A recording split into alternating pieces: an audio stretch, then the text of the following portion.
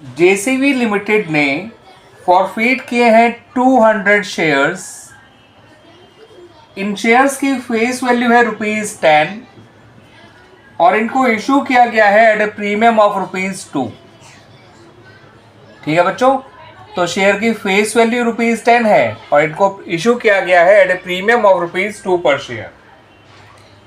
इन shares को इसलिए forfeit किया गया है क्योंकि इन शेयर्स पे अलॉटमेंट का पैसा जो कि ₹3 पर शेयर है इंक्लूडिंग प्रीमियम, वो नहीं मिला है। यानी कि इन शेयर्स पे ₹2 of capital and ₹1 of premium नहीं मिला है। ठीक है बच्चों, फिर ये बताया गया है कि फर्स्ट एंड फाइनल कॉल जो कि ₹4 पर शेयर है वो मांगी नहीं है। ठीक है बच्चों, और ये जो फर्स्ट एंड फाइनल कॉल है वो कैपिटल से रिलेटेड ही होगी बच्चों, क्योंकि प्रीमियम तो जो भी है, अच्छा हाँ यहां पर एक चीज और ठीक कर लीजिएगा बच्चों, कैपिटल का 1 है, 2 का प्रीमियम है, प्रीमियम ₹2 है बच्चों, है ना, दैट्स वाई।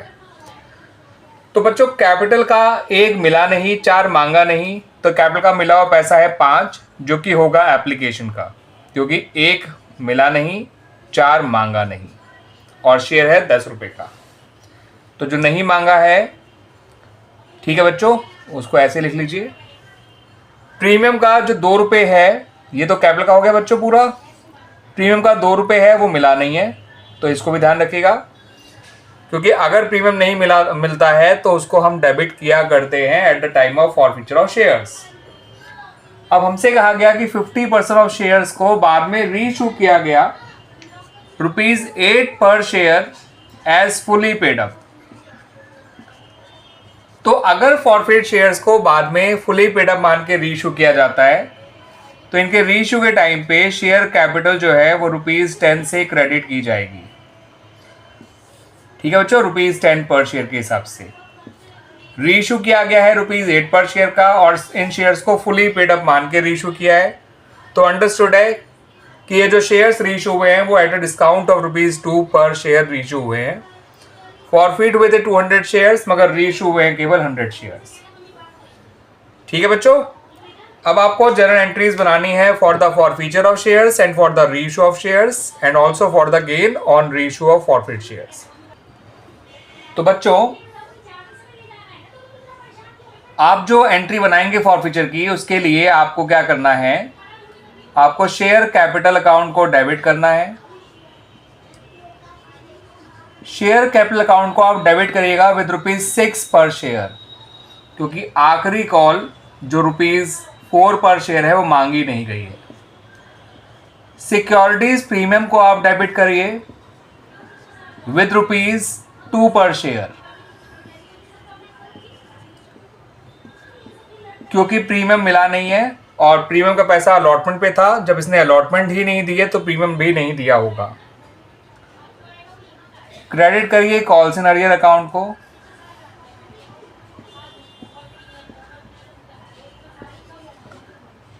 इसमें हम टोटल जो पैसा नहीं मिला है वो लिखेंगे इंक्लूडिंग द प्रीमियम, क्योंकि अगर प्रीमियम नहीं मिलता है तो उसका पैसा कॉल सिनेरियर में इंक्लूड किया जाता है। और क्रेडिट करेंगे हम लोग बच्चों फॉरफिटेड शेयर अकाउंट को,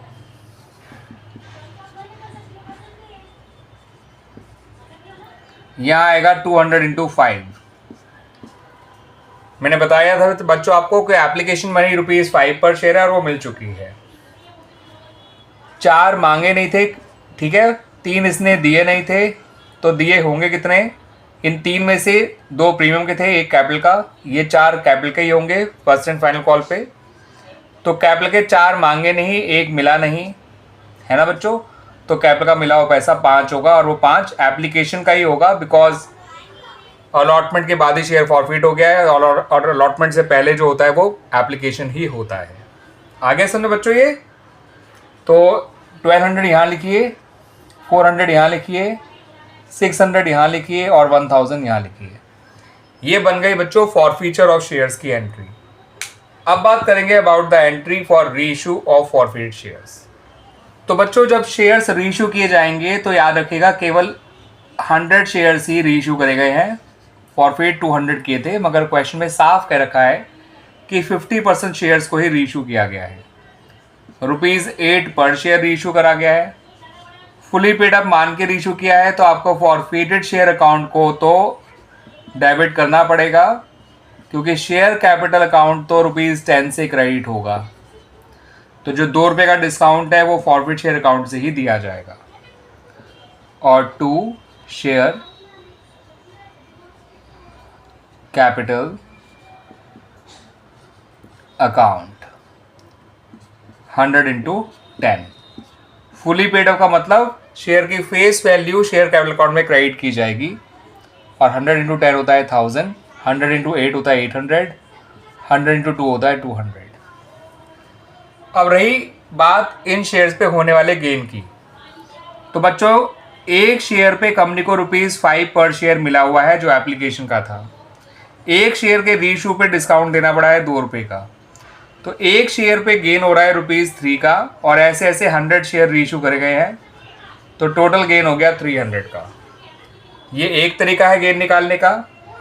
दूसरा तरीका है गेन निकालने का कि टोटल मिला हुआ पैसा जो कि ₹1000 था, total forfeit amount upon number of forfeit shares into number of share reissued, और माइनस जितना डिस्काउंट दिया गया ऑन देयर रीइशू, तो भी आप देखेंगे बच्चों गेन ₹300 ही आएगा।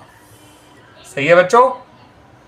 गेन पर शेयर को नंबर ऑफ शेयर रीइशूड से मल्टीप्लाई कर दो, या फिर टोटल फॉरफिट अमाउंट को टोटल फॉरफिट शेयर से डिवाइड करो, नंबर ऑफ शेयर रीइशूड से मल्टीप्लाई करो, और जो टोटल डिस्काउंट दिया गया है उसे माइनस कर दो, और गेन की एंट्री होती है बच्चों forfeited shares account debit to capital reserve account. आप ये एंट्री बनाएंगे बच्चों खुद, ठीक है। क्लियर हो गया बच्चों। इस तरह से हमारा ये क्वेश्चन कंप्लीट हो गया, ठीक है बच्चों।